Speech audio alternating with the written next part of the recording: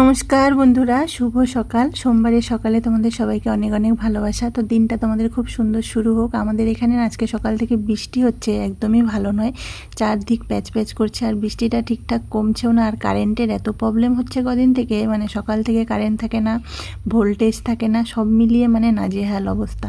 তো বন্ধনের দিন ছিল, বন্ধনে চলে গিয়েছিলাম, বন্ধন থেকে এসে পড়েছে, এসে বোরিং লাগছে, তাই বসে আছি। কারেন্ট নেই না, ঘরেও আলো জ্বলছে না, রান্নাঘরেও আলো জ্বলছে না। এই জায়গাটাতে একটু মানে জায়গাটা একটু চকচক করছে বলে এখানেই বসেছি, নাহলে সব জায়গায় যেন অন্ধকার অন্ধকার আসছে। তো এরকমই হয় কারেন্ট না থাকলে। আমাদের ঘরগুলো এরকম না, জানলা একটা করে আছে, তো ঘরের কারেন্ট না থাকলে একদমই অন্ধকার হয়ে থাকে। তো এই তো বন্ধন থেকে এসে বসে বসে ভাবছি কি করব। ভেবেছিলাম একটু চা খাবো, তারপরে দেখি না ভাতগুলো ভালো আছে। তো পান্তা ভাত বা ভাত সকালে না আমার খেতে একদমই ইচ্ছে হয় না, তো ফেলতেও ইচ্ছে হলো না। তাই এই ভাতের জন্যই আমরা এত কষ্ট করছি। কত মানুষ আছে ভাত খেতেই পাচ্ছে না। তাই অনেক সময় কি হয়, মনে হয় পুকুরে দিয়ে দিই, পুকুরে মাছ আছে, মাছও খায়। তো আজকে দেখলাম না ভাতটা ভালোই আছে, একটু নিয়ে বসে পড়লাম। তো আলু ভাজা, একটু কাঁচা ছোলা, কাঁচা পেঁয়াজ দিয়ে বেশ ভাতটা খেয়ে নিলাম।